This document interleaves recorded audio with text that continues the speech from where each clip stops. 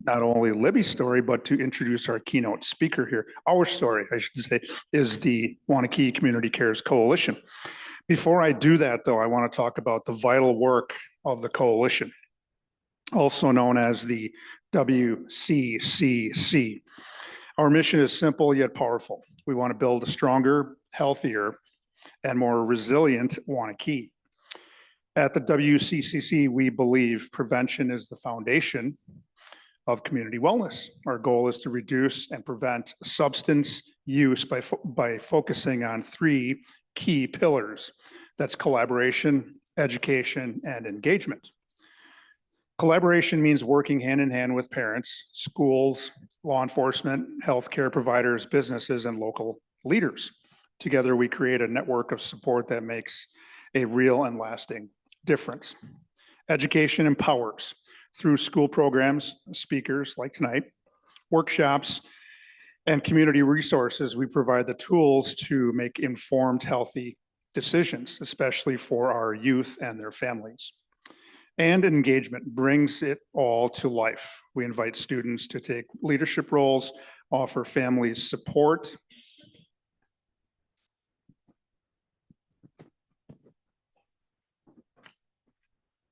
and encourage every community member to play a part in creating change.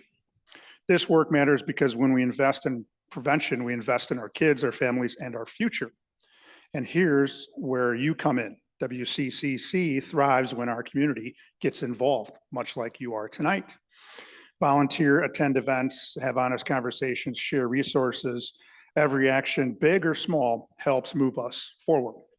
Thank you for being here, and thank you for being a part of a community that cares. So welcome. This is actually our last April Wellness speaker in our series during the month of April, presented by the WCCC in partnership with the Waunakee Public Library. I'm so glad you could join us tonight as we continue our mission of supporting mental health, prevention, and wellness in our community. At the WCCC, we believe that real wellness starts with honest conversations, and tonight is one of those moments. We are thrilled to welcome 2002 Waunakee High School graduate Libby Wipperfurth. Libby's life changed about 3,268 days ago, and that's a lot of days, when she faced some deep depression, anxiety, and from years of substance use. Despite having a daughter she adored, she couldn't stop her substance use and felt trapped. After a stint in a treatment center, she hit bottom, but found hope through the Oxford House, which she'll talk about tonight, a facility helping those with substance issues. Immersing herself in recovery, she sought to understand addiction and mental health. Through gratitude journaling, and she's got some journals available after we're done tonight, and self-reflection, she rebuilt her foundation. Now she shares her journey and hopes to inspire others to heal and grow and recover. Please join me in giving a warm Waunakee welcome to tonight's featured speaker and a good friend of mine now, Libby Wipperfurth.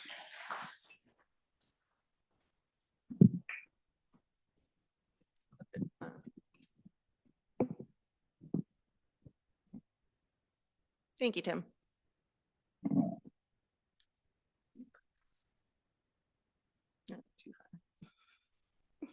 You have to bear with me. I'm having some computer difficulties. So my assistant is helping me. My name is Libby, and 3,268 days ago, I was a completely different person. I was trying to climb myself out of a deep depression. I had terrible anxiety and poor mental and physical health, mostly due to many years of alcohol and substance abuse. All I ever wanted was to be loved, but I couldn't even stand myself, let alone take care of myself. The main question I had for myself numerous times a day was, what the fuck is wrong with me?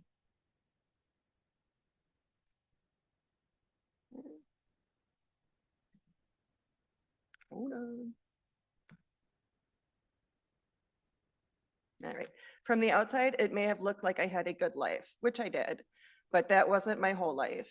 I was just sharing what looked good socially and was masking what was really going on. I had an amazing daughter that was my world. I had a wonderful fiance who had 3 great kids. I had good friends and a great job at a medical clinic. But I was also a blackout alcoholic who had to have alcohol or some other substance in my system at all times just to be able to function. If I wasn't drinking, I was misusing my anxiety and ADHD medications to deal with the hangovers and the withdrawal symptoms. I wasn't drinking because I enjoyed it anymore. I was drinking to stay alive. I didn't want to be living like this, and I knew I couldn't keep living like this. But this was something I had been fighting for years, and I couldn't get myself to stop, and I didn't know how to live without substances. What the fuck is wrong with me?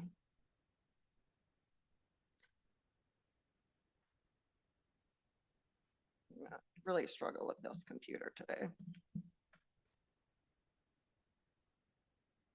All right, 3,268 days ago, I was waking up hungover in a hotel room in Madison. This wasn't anything new. I would often hide out in hotel rooms in shame about my drinking, while also being able to continue to drink. When I first started doing this, I was staying in decent hotels, but it got to the point where I couldn't afford those and would end up in some pretty sketchy looking ones. 3,268 days ago, my fiance and his kids were at their house, and my daughter was with her grandparents. All of them were done with my behavior, and so were the rest of my family and closest friends. Other friends had no idea what I was up to because most of them had no idea how bad my drinking was. 3,268 days ago, I no longer had a job. I was fired because of my drinking. I was no longer the functioning alcoholic I thought I had been for years. 3,268 days ago, I had just been kicked out of an inpatient rehab facility, which had already felt like my last chance. If I couldn't stop drinking, I wasn't going to live much longer. 3,268 days ago, I was torn between wanting to be dead and not wanting to leave my child behind, and wanting to be alive, but unable to live without drinking.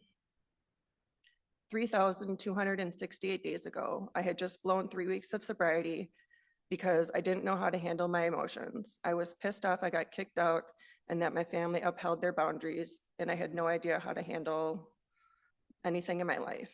The only way I knew how to handle anything was with drinking. I was killing myself this way. What the fuck is wrong with me?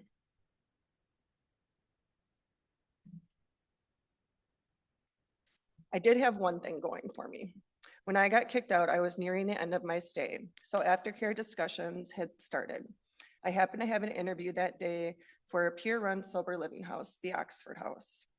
Now, this really was my last chance. If I didn't get in here and I had nowhere else to go and no clue what to do, I would probably end up drinking myself to death or taking my life in another way. This had to have been my rock bottom. I don't know how much lower I could get. I was hungover and I was sure they could tell. I don't know if they saw my desperation or saw a little bit of themselves in me, but they accepted me and I moved in right away. The only requirements were sobriety, actively working on your recovery, and helping maintain the home that we were all living in. I knew this was my last chance, so I dove in. I am forever grateful for those women in that house. I was living with and spending my time with other women who were in recovery. I was attending AA and Al-Anon recovery meetings. I was reading as much as I could about substance abuse and mental health. I was feeling like I was finally understanding myself. I got a part-time administrative job with Journey Mental Health. My new passion had now become my work. This part-time job quickly turned into a full-time job with their community support program. It is a program working with people with severe and persistent mental illness in the community. From there, I became a certified peer support specialist. About 5 years ago, I started working at the VA hospital, and up until just recently, I was working for the VA homeless program. And in a beautiful twist of fate, I am now working at a masonry. All of this gave me connections to people with similar situations and their stories. Reading and hearing other stories made me realize I wasn't alone as I thought I was. That none of us really are.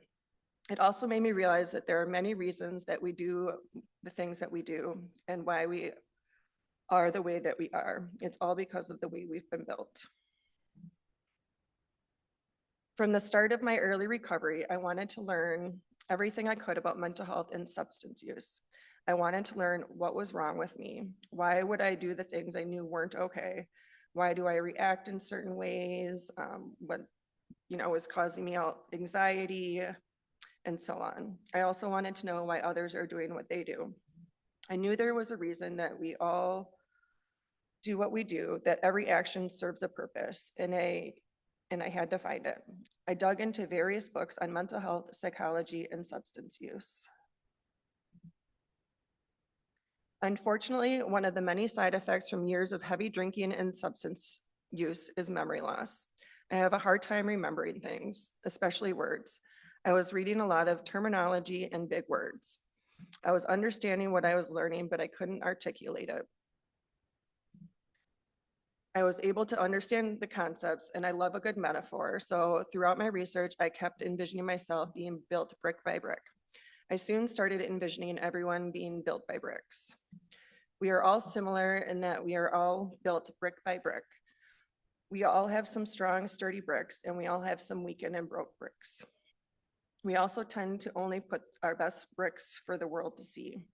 We may look put together on the outside, but the inside, we may be a disaster. Everything given to us from the time we are created to when we are born, everything we do, everything done to us, every interaction, everything we witness, everything we consume, everything that surrounds us, everything makes us who we are. It either builds us up or it breaks us down. We must be an archaeologist of our own building and discover what bricks were passed down and what bricks created us. We have to go into every nook and cranny, even the dark, scary places. We need to look at our whole structure so we can begin to repair and rebuild ourselves back up where needed. We are also constantly being built up or destroyed each day. So we need to be mindful of not only how we repair ourselves, but how we continually build ourselves. Once I was able to understand this, I had a greater understanding of myself, and I developed a greater empathy for others, and I was able to repair and rebuild myself. I am also able to make sure that each day I am choosing to build myself up instead of destroy myself. Now, I want to emphasize that this discovery needs to be done with an understanding that this isn't to place blame on anyone or anything. It is to have an understanding of yourself. You need to keep in mind that everyone has their own structure that they are operating from. Everyone has their own reasoning for why they do the things that they do. I truly believe that most of us are all good people who are just trying to do the best we can with what we've been given and with what we have. When you break it down, we are all just trying to keep ourselves alive and to get our basic needs met. Most of this is done automatically and unconsciously. A lot of things that have been done to us may not have been intentional. They may have just been reactions based on how someone was built. We are all operating with structures we don't fully understand.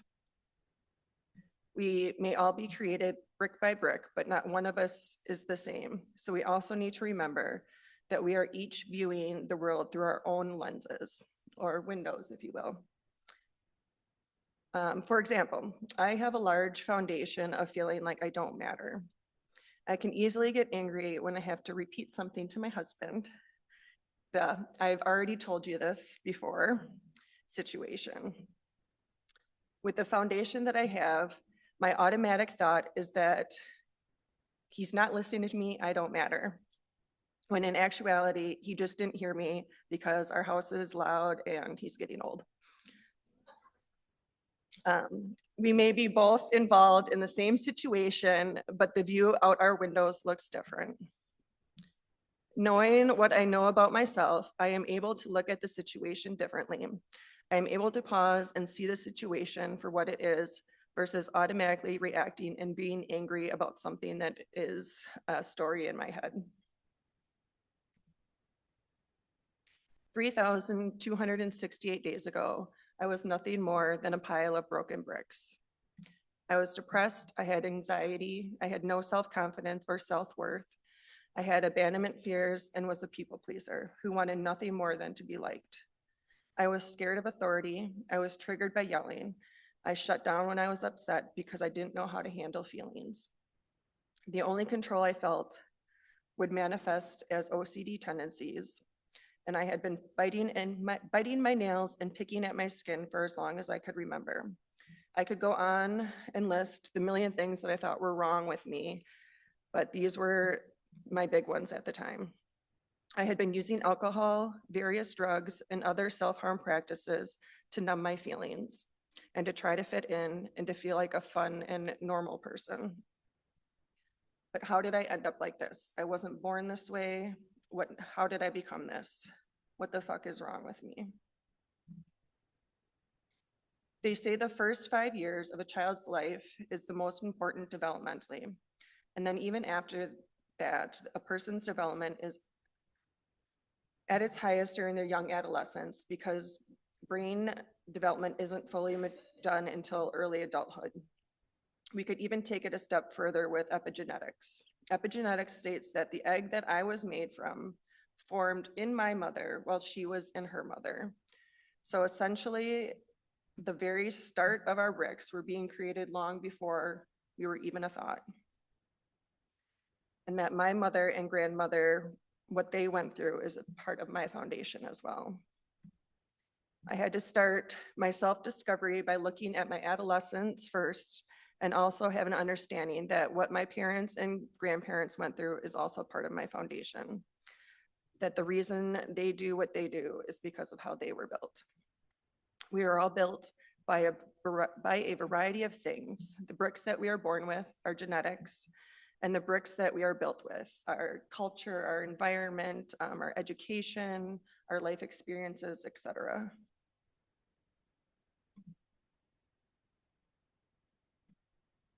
I was born and raised here in the only Waunakee in the world. And my pictures aren't showing. That's all right. You get to see cute little Libby. Waunakee was a lot different than it is now. It was a much smaller middle-class town with very little diversity. Our family was the lower to middle to upper lower class. Just with this little bit of information, I know that my foundation is stronger than others born in lesser situations.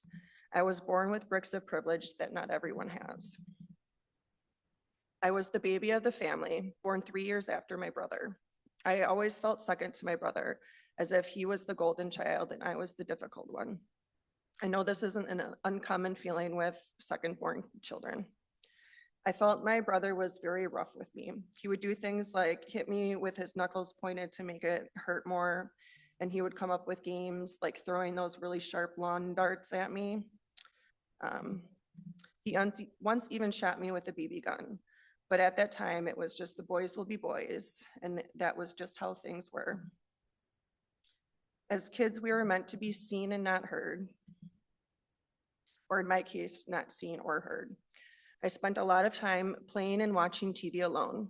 I took a lot of comfort in our pets and my stuffed animals. I also spent a lot of time playing with the neighbors at their houses, but never at our house. My parents gave us what we needed to survive. They were there physically, but not so much mentally or emotionally. I believe a lot of our own parenting styles come from how we were parented. I know my parents parented based on how they were raised. We tend to either parent like our own parents or tend to do the opposite of them. We didn't discuss emotions or major events. If you got hurt, it was, are you bleeding? No, get over it. Or I'll give you something to cry about. And my favorite, I brought you into this world and I can take you out, which was something I would jokingly say to my daughter until I realized better. I would say that my family's love language was insults and sarcasm.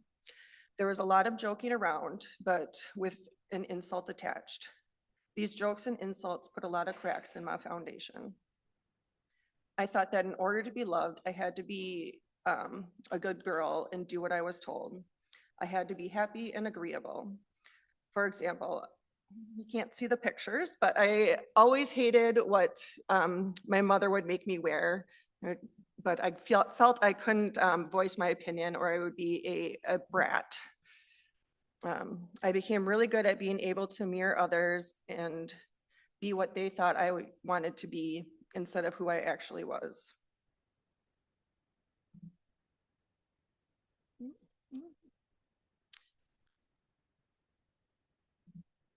My parents got divorced when I was 8. At that time, it was less common to have divorced parents. This gave me more bricks of feeling that I didn't belong.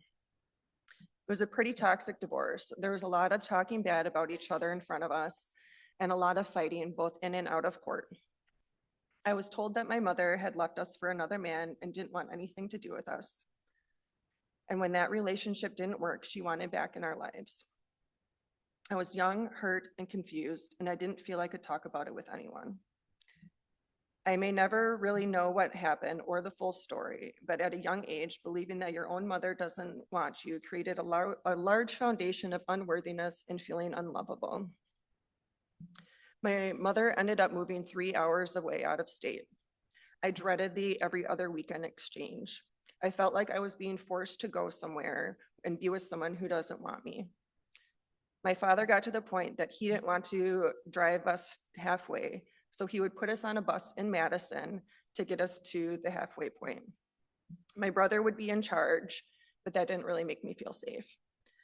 I was just his annoying little sister in his punching bag. I know things were a lot different then, but I couldn't imagine putting my kids on a bus alone, especially without cell phones or Life 360. I felt my mother had some guilt about things, and she used her money to show her love. I still felt that she didn't want me, and we had no relationship. My father was always saying that he had no money because of my mother. So I thought the least that she could do would buy me things, right? In my angst, I took advantage of her willingness to buy me things. I would ask to go shopping all the time and would be upset if I didn't get what I wanted. If I wasn't getting what I wanted, it made me feel unworthy, which made me angry, and I would shut down.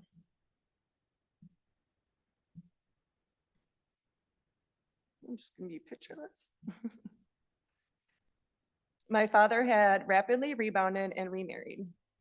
I disappeared into the background and felt second to his wife and her 4 kids. I again felt as if my own parent didn't want me, so I must not be worthy or lovable. Luckily, I had 4 new siblings to keep me distracted. This was a very wild time in the house. We had a small house with 8 people and 2 big Old English sheepdogs. The adults were outnumbered and the kids ran the house. There were also always friends over. I was with a lot of older kids and exposed to a lot of things a lot earlier than most. We had a lot of fun, but we were also little shits. We did what we wanted, we swore, we shoplifted, we vandalized, etc. I thought it was great. I easily followed them along. I didn't have to be the good girl anymore. I got to be wild. My brother was dealing with a lot of anger from the divorce and everything going on in the house. He ended up moving in with our mother. I felt now that he had abandoned me and that I wasn't worthy. Why would he want to go be with her when she left us?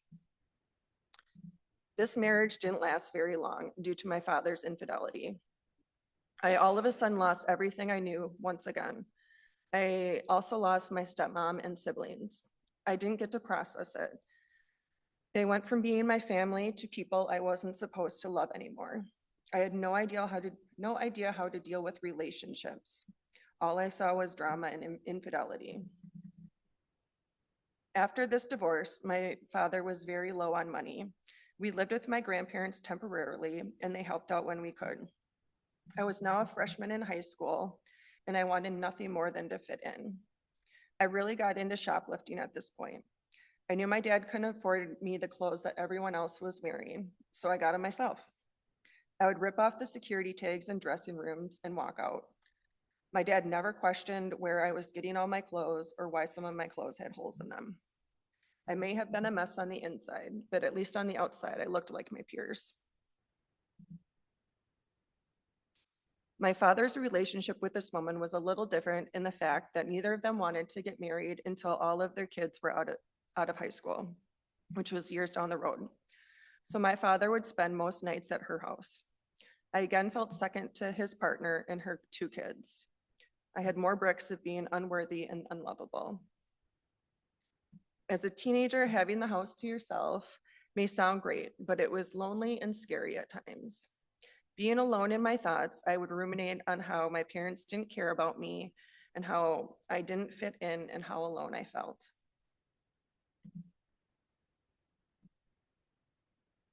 But I was also a teenager with the house to myself. So I took advantage of not having parents around a lot. It was easy to feel like you matter and that people care about you when you're a teenager whose parents aren't around. You become the house people can hang out at, party at, and that couples can be alone at. Not only did we have the house alone, but we also had a hot tub in the basement. It was the perfect ingredients for poor decisions. But not all of these people were really my friends. I was just a place they could be without adults. I knew this, but I also hated being alone. I thought if I could give people what they wanted, I wouldn't be alone. One of the ways I dealt with the pain of feeling unworthy and unlovable was numbing that feeling. I began numbing this pain at 12 with drinking, and later on with other drugs, as well as a variety of other risky behaviors like shoplifting, cutting, and disordered eating. I was willing to try anything to not feel, which was all pretty easy to do without having parental supervision. And even when I did get caught, I wouldn't get into trouble. My father would just tell me not to be stupid when I was drinking, and if he would find my weed, he would give it back to me with just a gentle scolding. I don't know if my dad didn't say much about my partying because he didn't want to be a hypocrite, but it also cemented in me that I wasn't doing anything wrong.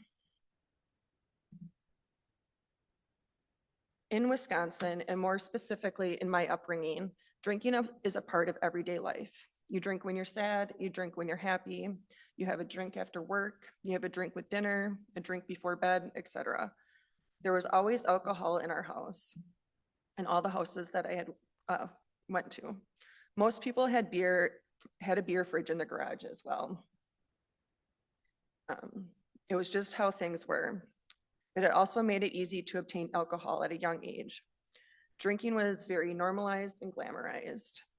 My grandparents were a block away from us growing up. I spent a lot of time with them. They would have us kids fix their liver by mixing them up a drink. They would also take us to their favorite hangout, the VFW bar. I would enjoy my kitty cocktail along with them and their friends, having their cocktails. I was a regular just like them. I felt like I belonged. My grandmother was my everything. She was a maternal figure all of my life. I loved her more than anything, but she also had her own fractured structure. She loved her cocktails, her beer, and her Xanax. She was excited for me to be the age to legally drink with her. I idolized her and I couldn't wait to take her to the VFW to drink together. We'd get dirty Shirley's this time. Another thing I felt I needed to do to fit in and to be loved was by being a sex object. At that time, the 80s, 90s, early 2000s, women were very sexualized in the media. My grandmother often called me a sex pot. I had no idea what it meant, still don't, but I thought it was something good and that I should keep it up. Along with everyone having beer fridges in their garages, a lot of them also were covered with beer posters with beautiful women on them. The image I thought I had to be was everywhere. Howard Stern was also very popular at this time. His show was very raunchy and sexual. I was being built with bricks of women needing to be nothing more than sexual objects. My father also greatly sexualized life and women. He would say inappropriate things to waitresses, he would grope his wives in front of others, and he would make inappropriate actions and comments. He was always making sexual jokes. Growing up with this, I didn't know it should be any different.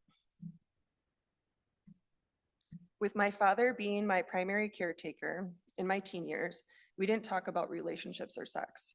My sex education came from the media and magazines, and specifically Cosmo. A lot of dads had Playboys in their bathrooms as well. These types of magazines were everywhere. Between Cosmo and Playboy, I was ready to be a woman. I grew up thinking that being highly sexualized is how I was supposed to be as a woman. If I wanted someone to love me, I thought I had to play that part.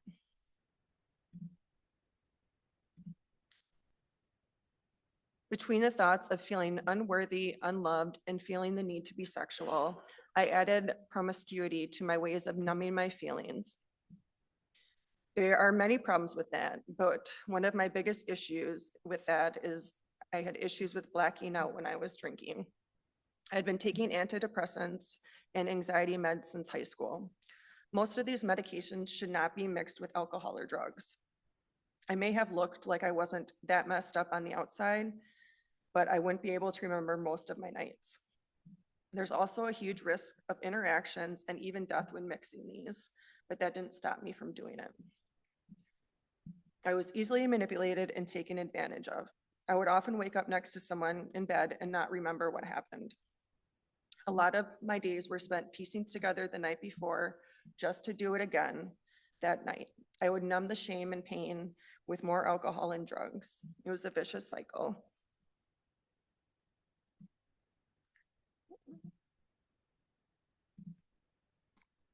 At 21, I had a single car accident after a night of heavy drinking and drug use.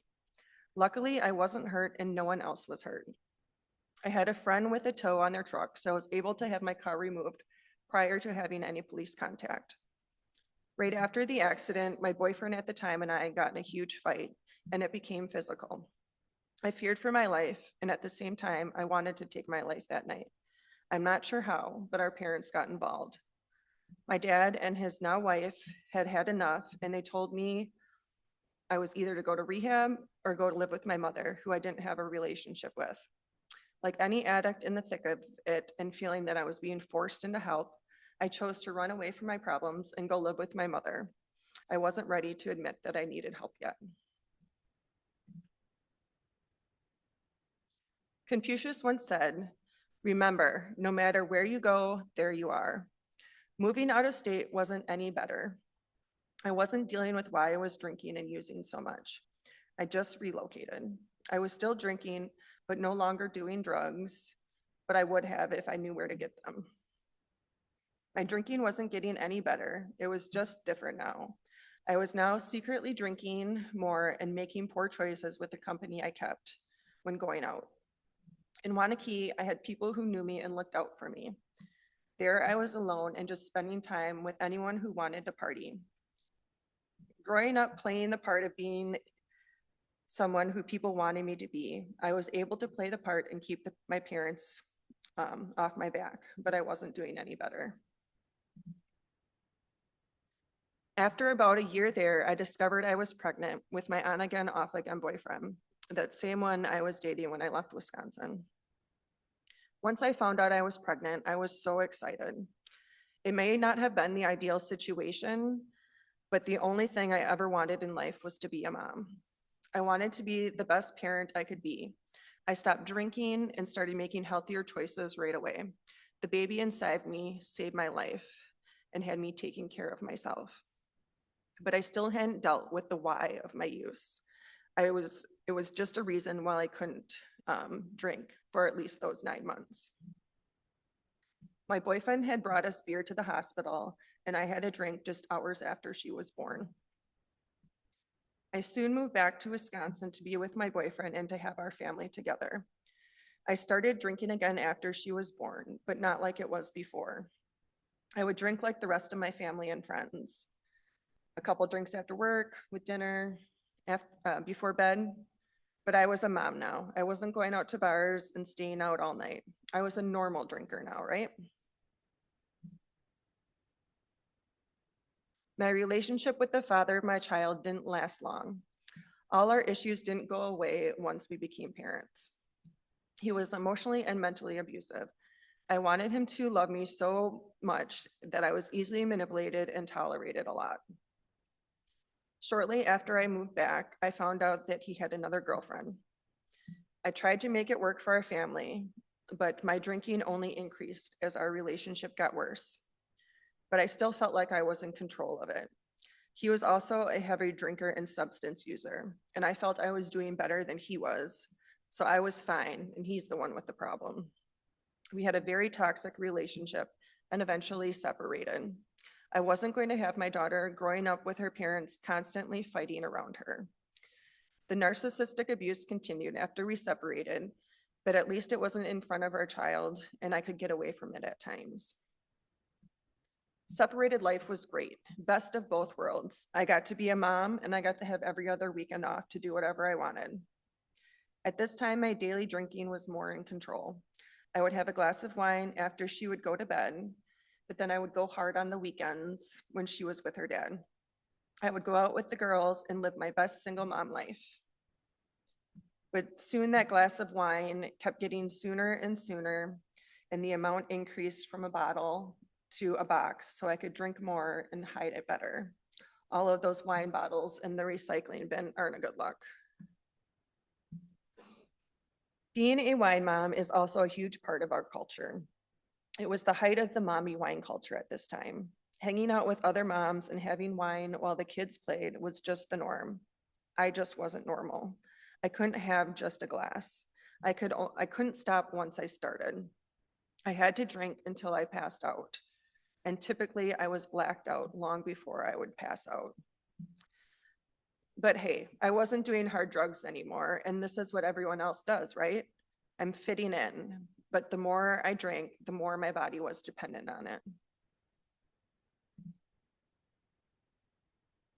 I was a functioning alcoholic for years, but it got to the point where I was having to drink from the moment my eyes were open just to keep the terrible withdrawal symptoms away. I lived like this for a long time. I would try to stop, but the withdrawal would be so bad that I would end up in urgent care and just start drinking again. I was in constant fear that my daughter would wake up to find me dead. I knew that I needed help. I just didn't know how or where to start. I passed out in my car on my lunch break at work, and I was given the path to start. I may have lost my job, but they helped connect me to services. I started IOP, which is an intensive outpatient program. I did great, so great that on my 1-month sobriety anniversary, I treated myself to lunch in a Long Island, which turned into a full bender and hiding at a hotel so I could drink and avoid the shame that I had. After this, I had a few attempts of doing it on my own. I had a few hospital detoxes until I was able to get into an inpatient facility, Nova.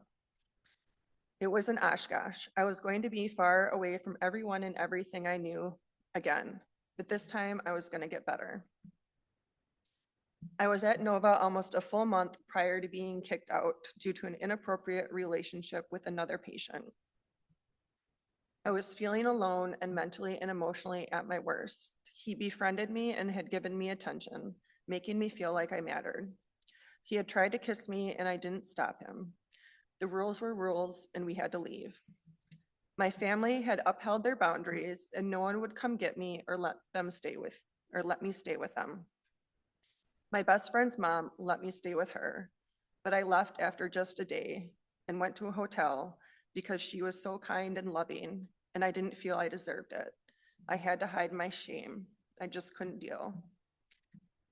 I am so grateful that I had that interview set up for the Oxford House. I don't know where I would be today if it weren't for that home and the women that I lived with there.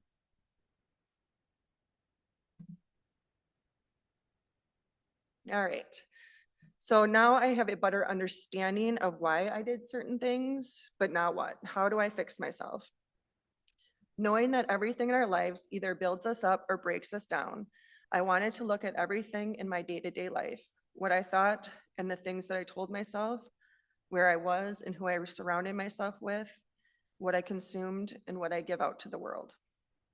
Then I needed to decide if it was building me up or breaking me down.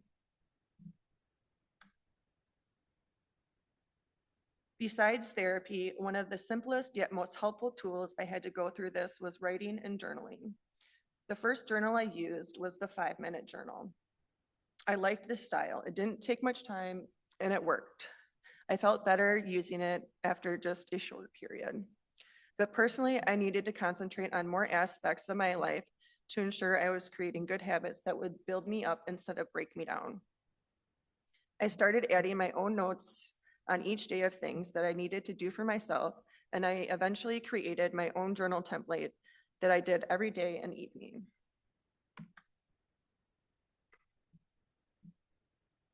The style that I use is also based on positivity and gratitude. And like the 5-minute journal, is meant to be quick and easy and to be done in the morning and before bed. I start each day by listing 5 things that I'm grateful for. As hard as it can be some days, there is always something to be grateful for, and this helps train your brain to notice the good more.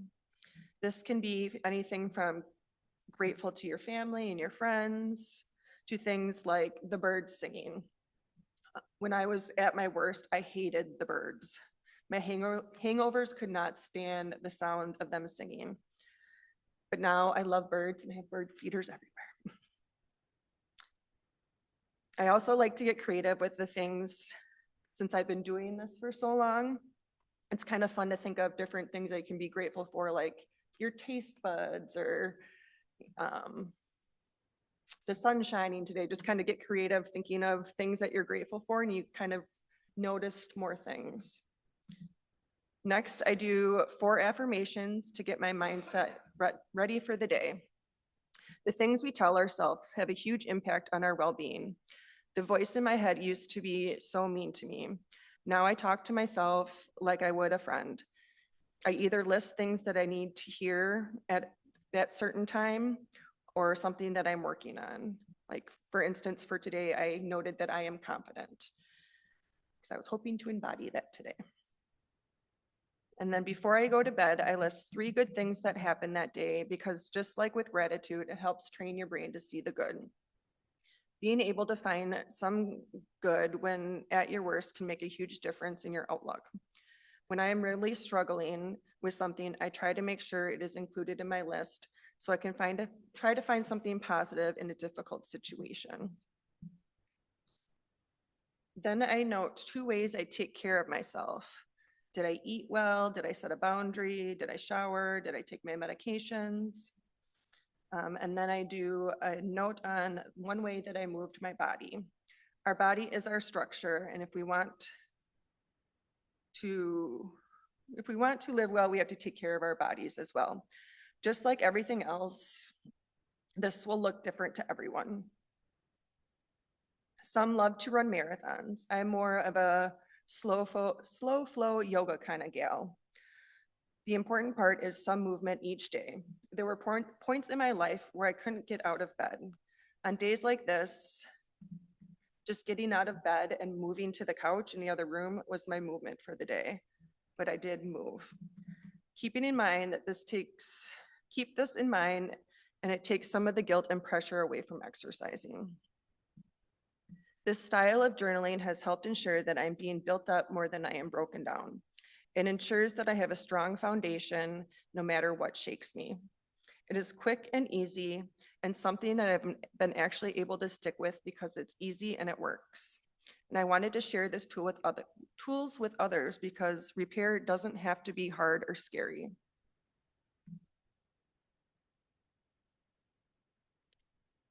Being curious and learning was an important step in my recovery. Digging into yourself, your past, and your whys can really make a difference in your mental and physical health. It has in mine. This was just a glimpse of the bricks that built me. I will be sharing more in my upcoming book, Bricks. I hope you are all able to do a little discovery in your own structures and maybe even do some repairing and rebuilding. I also hope they are able to keep this brick theory in mind when interacting with others. If you have any interest in my journal, they are available on Amazon for $19.84 or over at the table for half the price, as a thank you for letting me share some of my story with you. I have also included a QR code with a link to my website, then has my contact info, and then a list of some books that I really enjoyed during my research. Thank you.